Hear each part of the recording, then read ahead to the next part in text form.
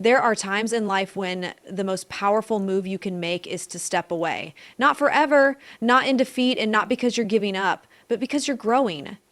Disappearing to reconnect with yourself is not about isolation, it's about intention. It's about silencing the chaos outside so you can hear the quiet truth inside.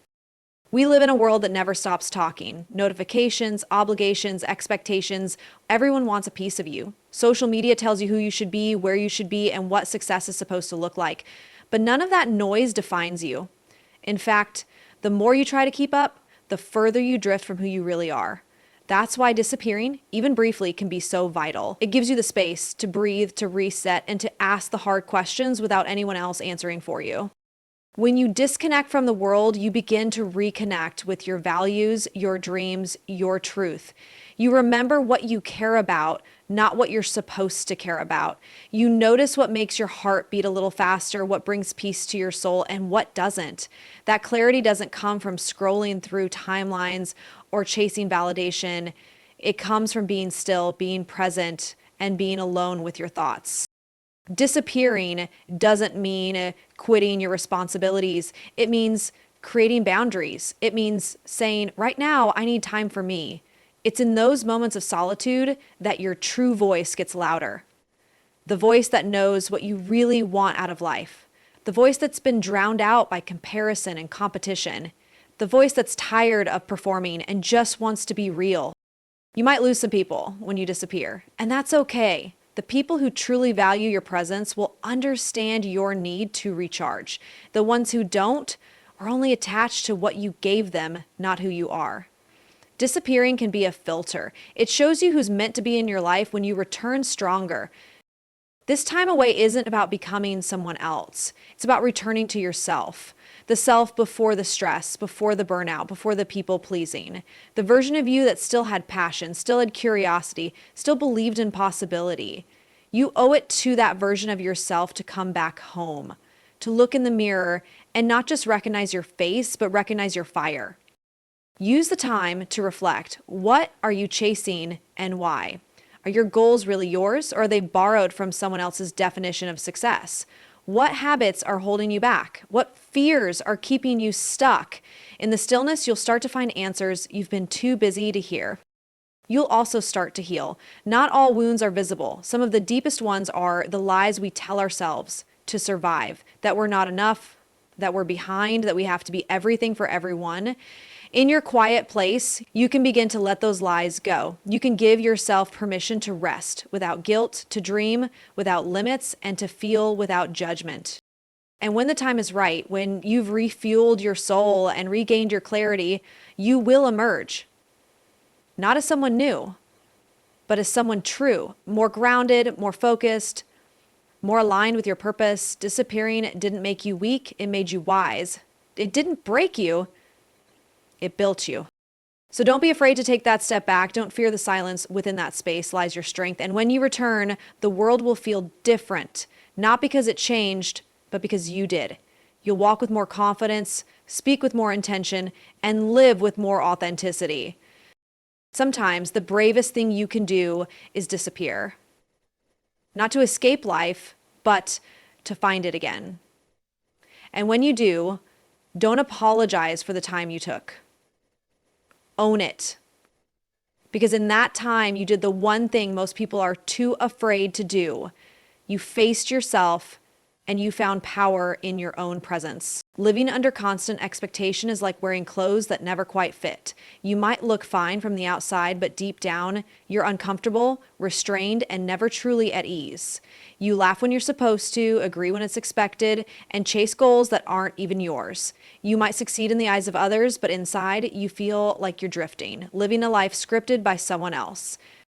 The truth is, people will always have opinions. They will project their fears, their insecurities, and their dreams onto you.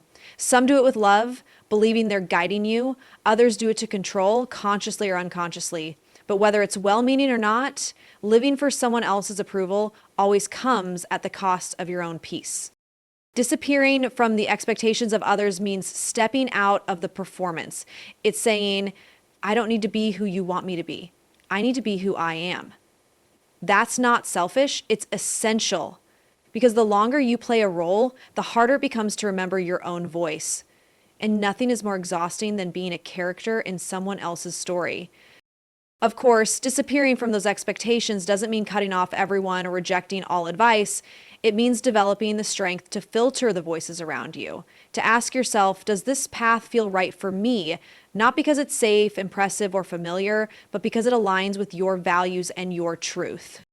There will be resistance. People may not understand. When you've been living to please others, choosing yourself can feel like betrayal to them and sometimes even to yourself. But it's not betrayal, it's bravery. It's choosing authenticity over approval. And that kind of courage creates a life that's not just successful on the surface, but fulfilling to the core. You might lose some relationships along the way. That's part of the process. When you stop fitting into someone's box, they may push back, but that loss creates space for genuine connections, for people who see you, not just what you do for them. And more importantly, it creates space for self-respect. Because when you stop abandoning yourself to meet other people's standards, you begin to build a relationship with your own integrity. Taking this step also gives you room to explore what you truly want, what excites you, what matters to you when no one is watching, when you're not trying to impress, what kind of life feels meaningful. That's where purpose begins, not in performing, but in choosing, not in doing what's expected, but in daring to ask what you expect of yourself. It won't be easy. You may second guess yourself. You might hear those old voices in your head, the ones that say you're being unrealistic, ungrateful, or selfish. But each time you choose to listen to your inner compass, you're strengthening it. Each decision made from self-trust builds confidence. Each moment of resistance you overcome builds resilience.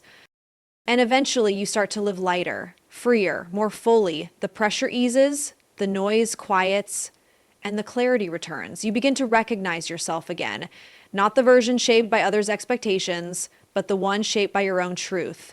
You begin to live a life that feels honest, whole, and deeply yours.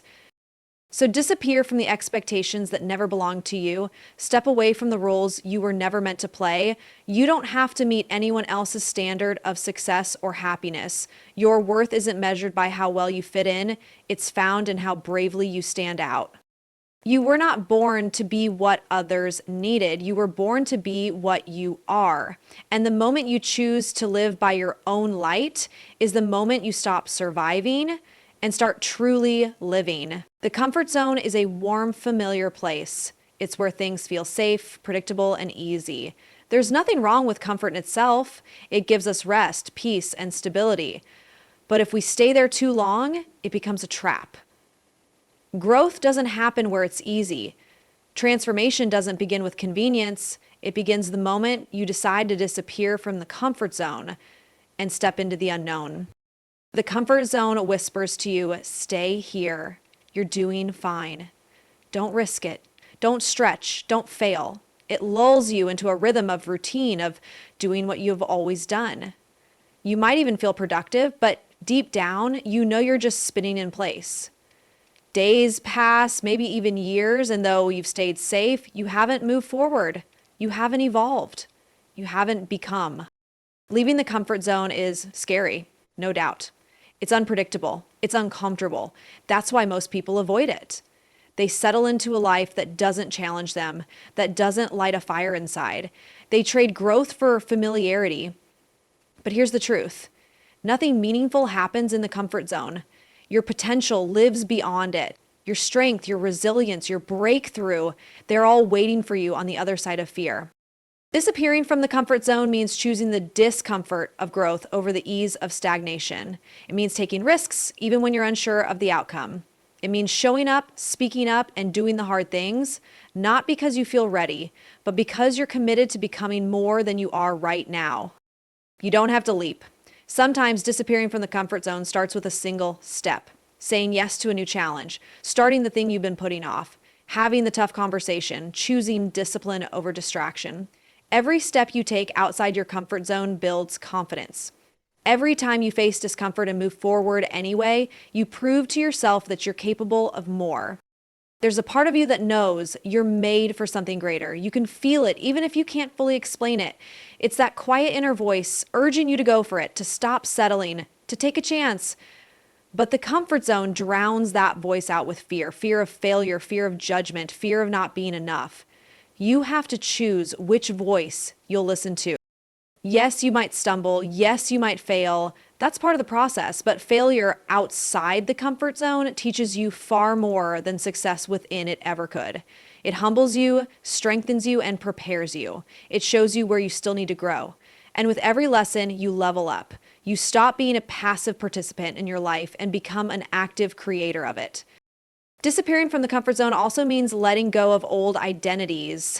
Maybe you've always been the quiet one, the dependable one, the one who doesn't take risks. But those labels are just habits. They're not who you are. When you challenge those limits, you discover new sides of yourself. You become the bold one, the resilient one, the one who dares. You don't just change what you do, you change who you believe you can be. And once you've stepped out of your comfort zone and tasted growth, you won't want to go back. You'll start to crave the challenge. You'll realize that every time you push beyond what's familiar, your life expands, your perspective broadens, your courage deepens, and you become a version of yourself you never thought possible. The comfort zone may feel safe, but it can never offer you purpose. It can never give you the joy of overcoming, the pride of progress, or the thrill of becoming. Those are only found when you dare to leave the shore and step into deeper waters. So disappear from the comfort zone, not because it's bad, but because it's no longer enough. You were not born to be stuck. You were born to stretch, to strive, to soar. The life you're dreaming of is not in the safety of where you are.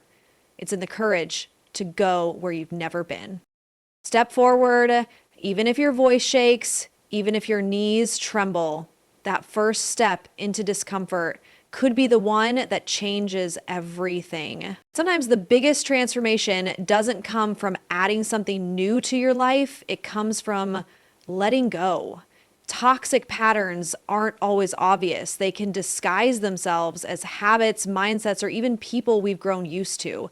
They become part of our routine, so familiar that we stop questioning their presence. But deep down, you know when something is draining your energy, clouding your peace, or holding you back. That's when it's time to disappear, not from life, not from responsibility, but from the patterns that are silently poisoning your growth. Toxic patterns are often born from pain, fear, or survival. Maybe you learned to shrink yourself to avoid conflict. Maybe you stayed busy all the time to avoid facing your emotions.